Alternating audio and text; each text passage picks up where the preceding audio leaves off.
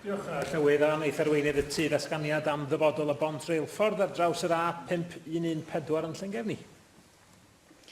Yes, if we are to improve connectivity between communities and incentivise people to travel in a more sustainable way, it is important that we investigate how we can make better use of redundant railway lines, as well as increasing services on lines already in operation.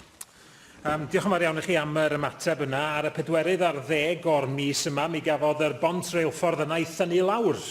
A hynny ar ôl i lori i tharo hi a'i gwneud hi yn aniogel.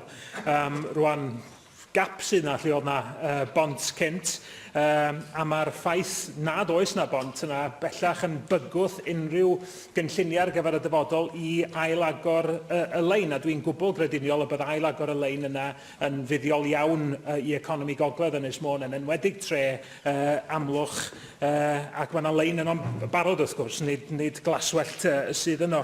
Rwan, neu atgoffa'r Llywodraeth eich bod chi wedi enwi Llangefni fel un o 12 gorsaf llynedd oedd yn flaenoriaeth ar gyfer gael i ail-agor. Heb bont, fydd na ddim gorsaf. Felly a wneith y Llywodraeth ymrwymo i gefnogi Cyngor Sir Ynys Môn wrth iddyn nhw bwyso ar network rail i sicrhau bod pont newydd yn cael ei gosod fydda'n addas i gario tren yn y dyfodol, ac hefyd i gefnogi'r Cyngor i wneud gwaith ymchwil ar opsiynau rŵan ar gyfer y ffordd yna'n cynnwys y posibilrwydd o'i lledu hi, lledu'r abatment ag ati fel bod yr digwyddiad yma yn gallu arwain at welliant yn hytrach na cholli cyfle.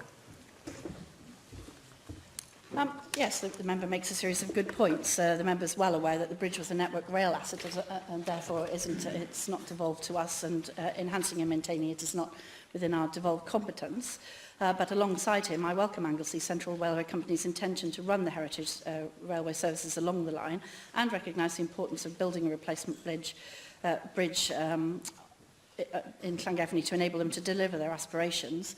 The Welsh Government is unfortunately not able to offer financial assistance as such, but we are very happy for officials to be engaged in any of and all of the discussions between the Isle of Anglesey County Council, Anglesey Central Railway Company and Network Well to explore all the other opportunities that the member listed in terms of funding. And it is also worth mentioning that the new station at Llangefni has made it through to stage 2 assessment in terms of its refurbishment, and if it should make it all the way to final stage, stage 3, then obviously the new station there is commensurate on the line being in existence, so that would put further pressure on Network Rail to put the line back in place. So we're very happy to support with officials' time and energy as he suggests.